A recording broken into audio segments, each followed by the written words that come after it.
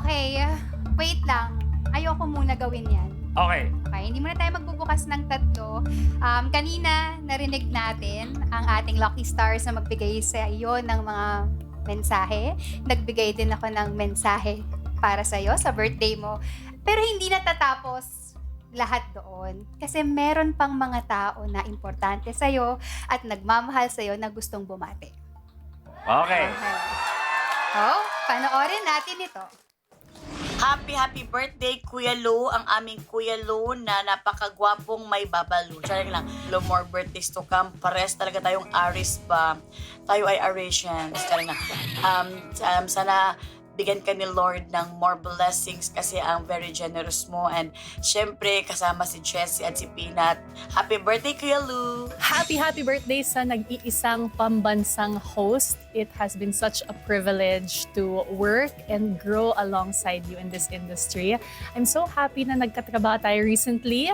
At syempre sana magka-work ulit tayo soon. Sana makalaro din ako sa deal soon ulit. Happy birthday! You're the best! Hi, Luis. Happy birthday. This is Chino. And we miss you. I haven't seen you in a while, so I hope makapagkita tayo ulit soon. Get together with the mixed family. And wishing you all the best, good health, and more success. Happy birthday! Hi, what's up, Kuya Lou? From deal or no deal to real life decisions, ikaw talaga ang ultimate banker ng wisdom ko, and you know that. Thank you so much for being my mentor, not just in hosting, not just in talking, but in life. We love you so much. Happiest birthday, and I hope to see you soon.